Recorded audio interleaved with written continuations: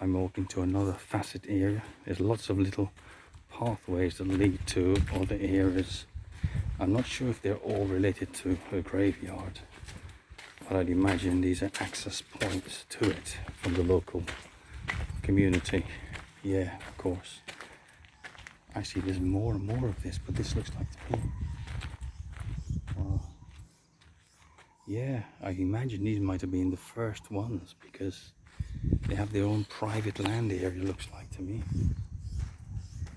The ones in that central area, we saw the two central extension areas, or much more the public, but this looks to me like these are people with authority or certainly with power of some sort, because they've got their own private areas, like their own private house, graveyard house, if you want to call it that.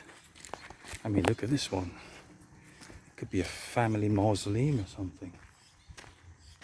And this is big. You're talking like 15, 20, no more, even bigger than that. 40 meters square. And this is all just about burial chambers. Incredible.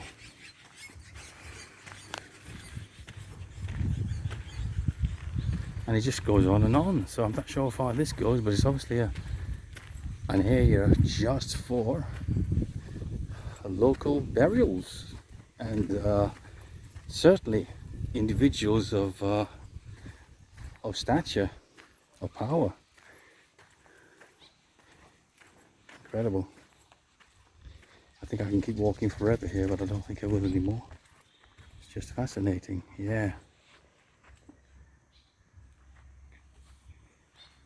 What I say, it's incredibly peaceful, as it would be, wouldn't it, right? And set away from everything.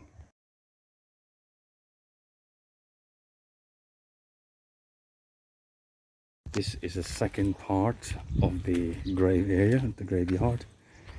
The first part is through there where I came through the arch. And this is like a second part, obviously the extension of the very same thing. But wow, more mausoleums. Some of these are very old.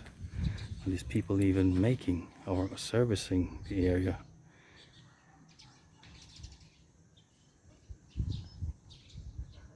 Interesting indeed. Let's have a look at some of the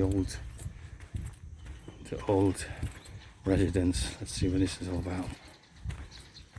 I would imagine these must be ashes, it's remnants of the ashes.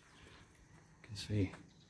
And some people have no respect. They've left bottles, drink here, beer here, and just pretty much just used the place like a trash house.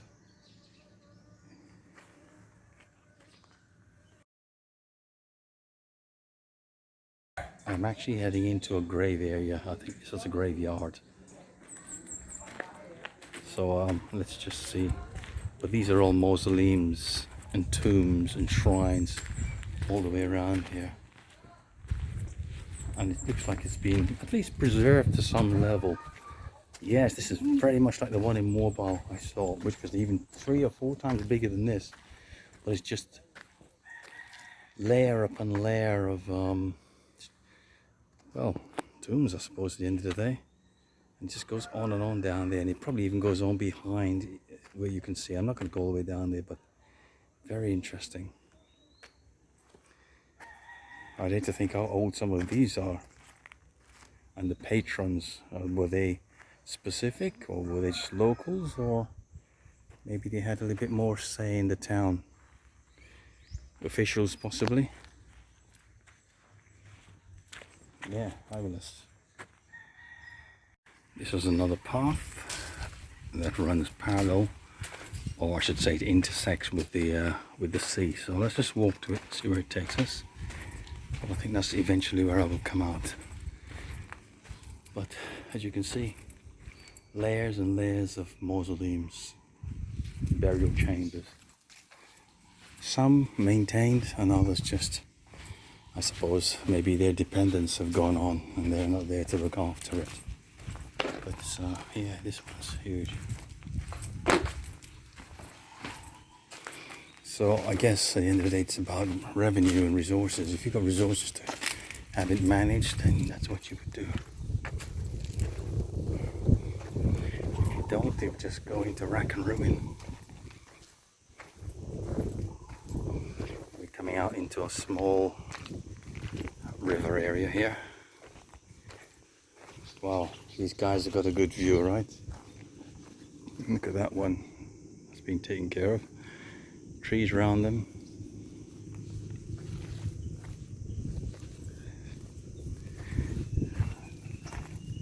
And they're sitting out pretty much onto the... Interesting, right? Very, very...